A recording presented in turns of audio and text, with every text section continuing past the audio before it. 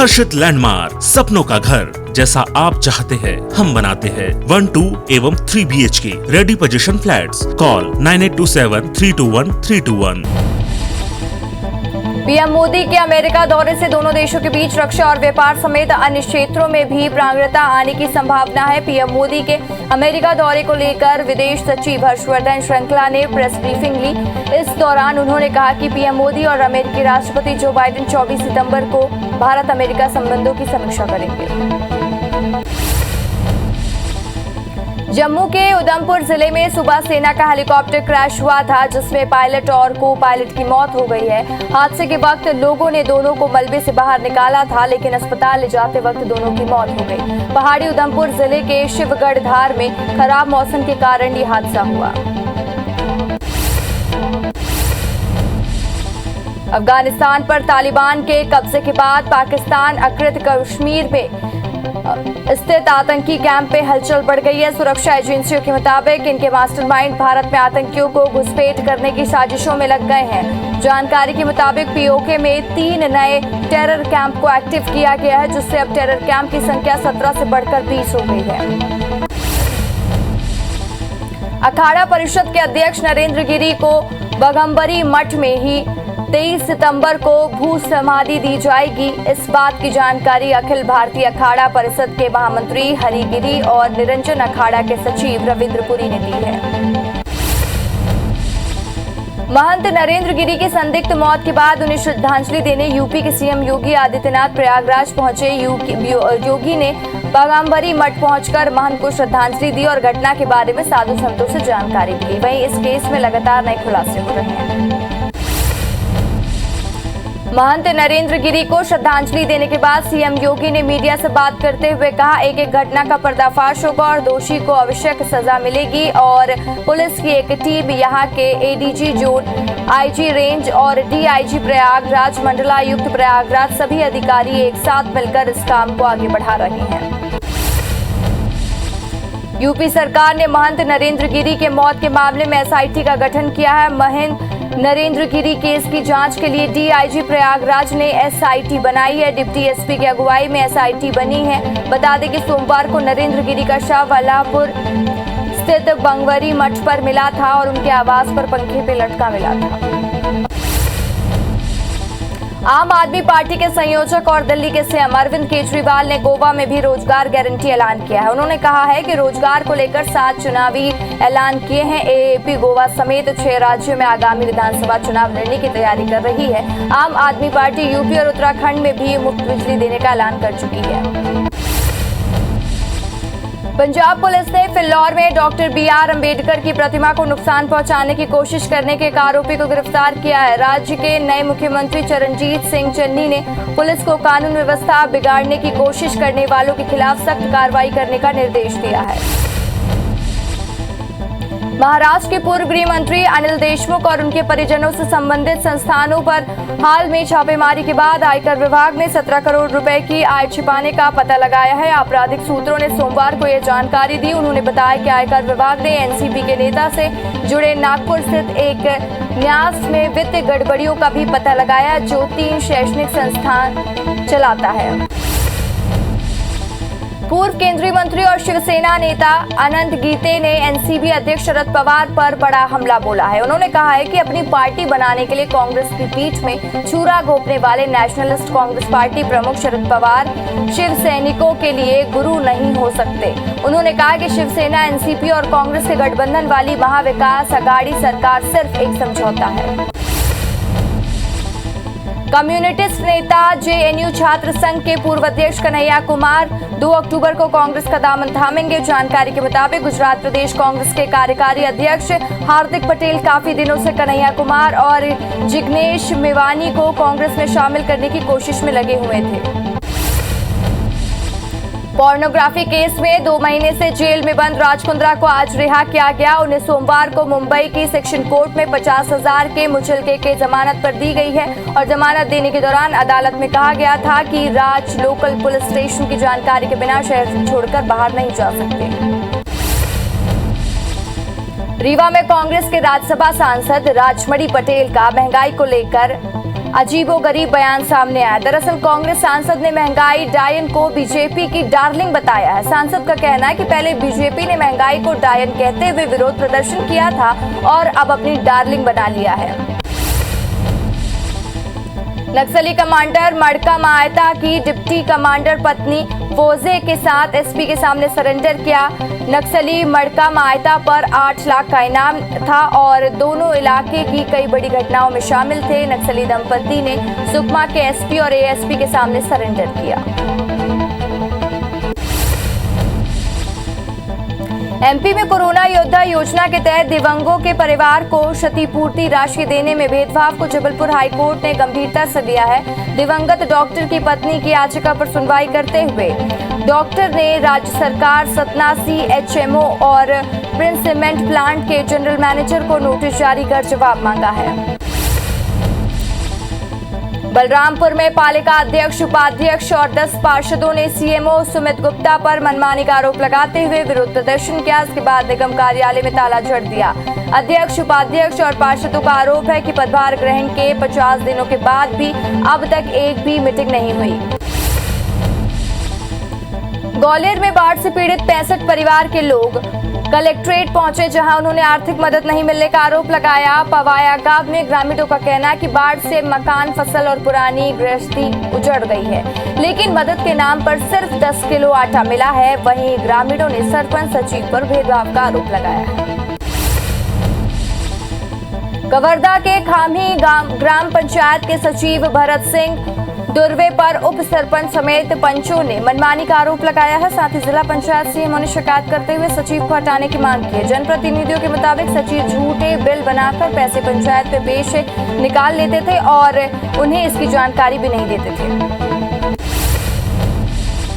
टीकमगढ़ के बड़ा गांव में सरकारी जमीन पर अतिक्रमण का मामला सामने आया है, जिसके विरोध में मुस्लिम समाज के लोग धरने पर बैठ गए हैं। सूचना मिलते ही एसडीओपी और एसडीएम मौके पर पहुंचे। मुस्लिम समाज के मुताबिक जमीन मदरसे के लिए आवंटित है, जिसे लेकर एसडीएम ने संबंधित दस्तावेज तहसीलदार के पास जमा करने के निर्देश दिए हैं।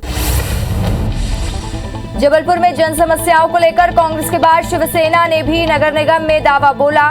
साथ ही प्रदर्शन कर नगर निगम की जन सुनवाई को ढोंग करार दिया है। वहीं शिवसेना नेताओं ने निगम प्रशासन पर जनता से जुड़ी समस्याओं की अनदेखी करने का आरोप लगाया है।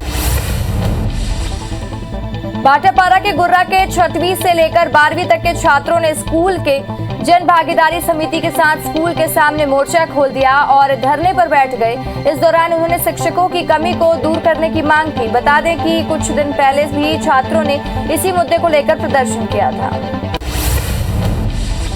अनूपपुर के कोतमा में नगरपालिका उपाध्यक्ष समेत वार्डों के जन प्रतिनिधियों ने सीएमओ के खिलाफ धरना प्रदर्शन किया। पार्षदों का कहना है कि कोतमा नगरपालिका में पदस्थ सीएमओ विकास मिश्रा लंबे समय से दफ्तर नहीं आ रहे हैं, जिससे नगर के विकास कार्य प्रभावित हो रहे हैं। दतिया में जन सुनवाई के दौरान हंगामा हो गया। दरअसल सैकड़ों आदिवासी कलेक्ट्रेट पहुंचे और कलेक्टर कार्यालय का घेराव कर दिया। इस दौरान उन्होंने कलेक्टर को बताया कि जिला प्रशासन उनकी समस्याओं पर ध्यान नहीं दे रहे हैं। आदिवासियों ने एसडीएम और तहसीलदार पर भी गंभीर आरोप लगाए हैं। मुरैना में कांग्रेस के पूर्व मंत्री सज्जन सिंह वर्मा ने सैकड़ों कार्यकर्ताओं के साथ आक्रोश रैली निकाली। इसके बाद कलेक्ट्रेट पहुंचे, जहां उन्होंने तालाबंदी कर प्रदर्शन किया। इस दौरान कांग्रेस कार्यकर्ताओं की पुलिस से झड़प भी हुई। बिहार के बीजेपी विधायक द्वारा भवन विश्वकर्मा की फोटो पर पीएम मोदी का चेहरा लगाकर पूजा करने के मामले को लेकर विरोध हो रहा है। मध्य प्रदेश में विश्वकर्मा समाज ने मदन महल थाने के सामने प्रदर्शन किया। उस विधायक के खिलाफ एफआईआर दर्ज करने का आवेदन किया। रायगढ़ नगर निगम में पार्क निर्माण के लिए राशि खर्च करने को लेकर बवाल मच गया। दरअसल केंद्र सरकार ने अमृत मिशन के तहत पार्क निर्माण के लिए 3 करोड़ की स्वीकृति दी थी, जिसके तहत शहर में आउटर में पार्क का निर्माण कराया गया था, जहां 10 महीने से ताला जड़ा हुआ है। बीजेपी मामले में भ्रष्टाचार का आरोप लगा रही है।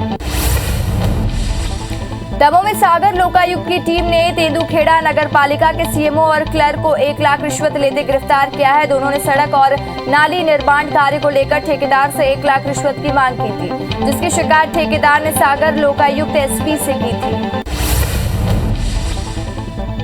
पेंड्रा नगर पंचायत अध्यक्ष राकेश जलान की पत्नी के नाम पर संचालित मां शारदा ट्रेडर्स में बिलासपुर जीएसटी की टीम ने दबिश दी, जहां उन्होंने व्यवसायिक रिकॉर्ड्स और लेन देन की जांच की। टीम के मुताबिक फर्म में समुचित तरीके से रिकॉर्ड का रखरखाव नहीं किया जा रहा है। राज्य में आरटीआई के तहत जानकारी नहीं देने के मामले में पूर्व सचिव पर कार्रवाई हुई है। आयुक्त एके अग्रवाल ने अवनपुर में ग्राम पंचायत कुर्रा में पूर्व सचिव रामजी साहू पर 1 लाख रुपए का जुर्माना लगाया है। साथ ही तत्कालीन सीईओ के सेन के विरुद्ध में कमिश्नर रायपुर को कार्रवाई करने का अनुशंसा की है। आगरमालवा के शोयत में कुटिया में रहकर लोगों का इलाज करने का दावा करने वाले बाबा पर दुष्कर्म का आरोप लगा है। एक महिला ने ढोंगी बाबा के खिलाफ दुष्कर्म का केस दर्ज कराया है। पीड़िता के मुताबिक आरोपी ने वारदात को पर वीडियो बना दिया था, जिसको वायरल करने की धमकी देकर लगातार 2 सालों तक दुष्कर्म करता रहा। जांजगीर चांपा के जयजयपुर पुलिस ने नौकरी लगाने के नाम पर 3 लाख की ठगी करने वाले आरोपी को गिरफ्तार किया। जयजयपुर टीआई विवेक पांडे ने बताया कि 20 सितंबर को रतौद गांव में धनेश्वर आदित्य ने आरोपी योगेश कुंटे के खिलाफ ठगी की शिकायत दर्ज कराई थी, जिसके आधार पर यह कार्रवाई की गई। खरगोन के बड़वा में तांत्रिक क्रिया के नाम पर एक महिला से ठगी करने वाले 4 आरोपियों को पुलिस ने गिरफ्तार किया है। आरोपियों ने बड़वा की एक महिला को मौत का डर दिखाकर 1.5 लाख की ठगी की थी, जिसकी शिकायत पीड़िता ने थाने में दर्ज कराई थी।